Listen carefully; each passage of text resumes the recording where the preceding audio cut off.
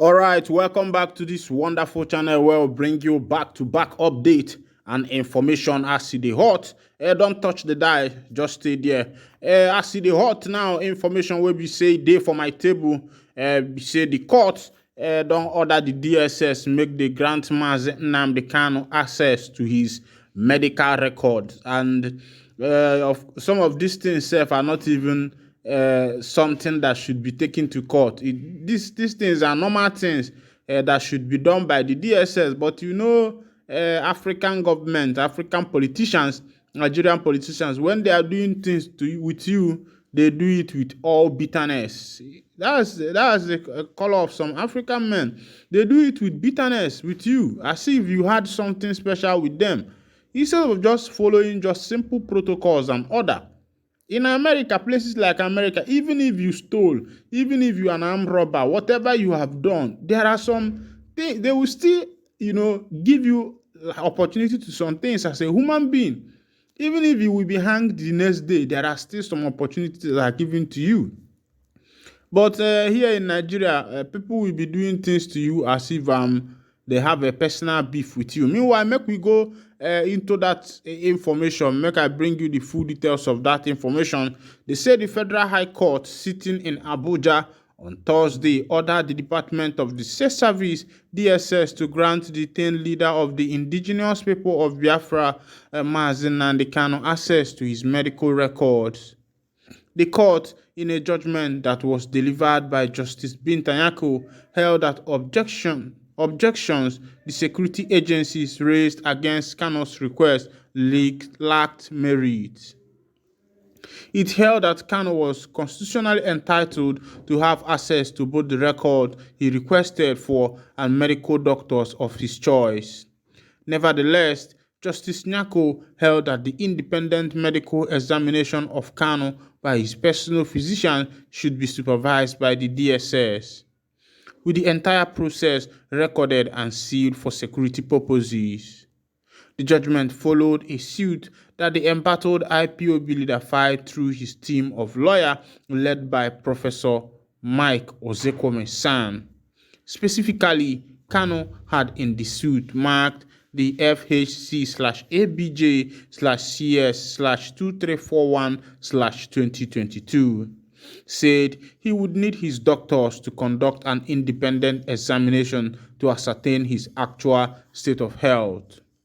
He prayed the court for an order granting him leave to apply for judicial review in the form of an order of mandamus, compelling the respondent to allow the applicant unhindered access to his medical doctors to enable them conduct an independent examination of his present deteriorating health condition, as earlier ordered by the Federal High Court, Abuja, Quorum, Honorable Justice BFM Nyako on the 21st day of October 2021, and as required by the express provision of Section 7 of the Anti-Torture Act 2017, as well as an order of the Honorable Court granting leave to the applicant to apply for judicial review in form of an order of mandamus, compelling the respondent to avail the applicant with all his medical record from 29th day of June 2021 till date. For Abuja, make I carry you enter Abuja. They say police don't catch people wey be say they do one chance. These people wey they do one chance moto, wey be say you go enter moto. Plenty people go there inside the moto, but you will not know that you are the only one targeted. Some people do it for the purpose of kidnapping. Some people also do it for the purpose of duping people, which is also known as 419 in Nigeria. Make I bring you that news as it is hot, what is happening in Abuja right now. They said the Federal Capital Territory Administration, FCTA, has clamped down one chance syndicate operating in an unapproved parking zone within the capital city. Mr. Peter Olumuji, the Secretary Command and Control Center of the task force established to enforce sanity in the city, explained on Wednesday in Abuja that the raid was to keep the city safe. So if you dey enter car, make you watch well make you watch well to see the kind of car wey be say you dey enter. Make you no be say you go enter the one wey be say they go use you do pepper soup, or if you go enter the one wey be say when you enter you no go fit come back, or if you enter the one wey be say if you enter they go dupe all your money. E get something wey happen to somebody wey be say dey close to me. It has been a long time ago, but it will be good if I share the news with you.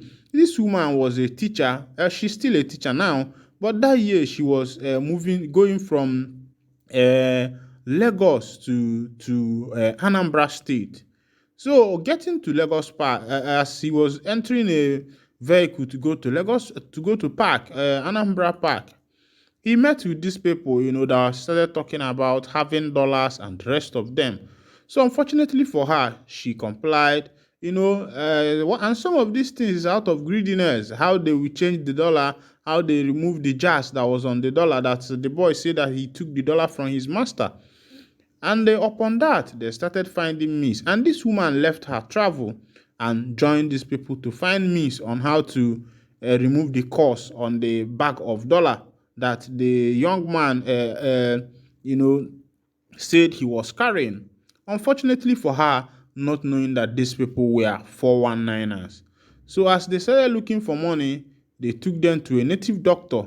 The native doctor said that yes, he is capable of removing the cost that is on the money before they will use the money. So now they started asking themselves, the native doctor said, because the money is big, he will be needing like 5 million to remove what the cost on the money. Now they started asking each other among themselves. They will say they will contribute money, and the person who contributes the highest will get the highest percentage.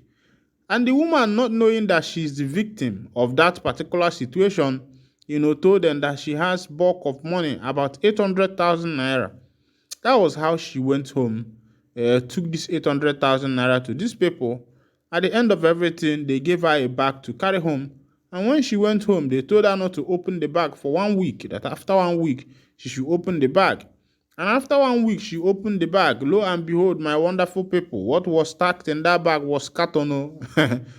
So, if you are entering car, make you shine your eyes. As things being for Obodo, plenty things they happen now. So as you they enter car, make you shine your eyes. Make they know use you shine as you dey hot.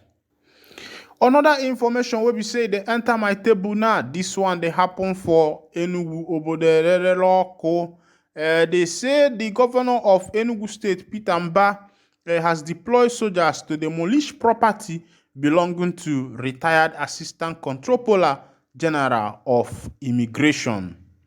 They say the governor Peter Mba led Enugu State government has demolished a building belonging to Barrister Oke Ezugu, a retired Assistant Controller General of Nigerian Immigration Service, in a manner described by many witnesses as land grabbing by the authorities. Sarah reporters reliably gathered that the land located in independent layout was allocated to Ezugu by former Governor Sullivan Chima and subsequently issued with a certificate of occupancy (COO) in 2014. Thereafter, he commenced development on the property and has since invested billions of naira. Some he borrowed from the banks to complete. Sahara reporters had reported on February 20, 2023 on how former Governor Ifeanyi Ugwuanyi-led administration also issued multiple certificates of occupancy to one landed property, thereby causing confusion among the others. It had been reported that while Sullivan Chima administration allocated plot P/23CD independent layout Chief Ezugu and issued a CFO in 2014 with file number GAL/08031 and certificate number 011910. Ugwuanyi's administration allocated the same property to one Oke Hyacinth Ayogo and his company, Himac Rail Limited, in 2021 with a CFO issued regardless. While Ayogo and his company had gone to court to challenge the allocation of the property to Ezugu and others in 2014, He later abandoned the court case after the state government filed a motion for joinder in the suit, which was granted by the trial judge. Instead of pursuing the court case, he abandoned it and procured soldiers from army headquarters to terrorize Ezeugu and his family.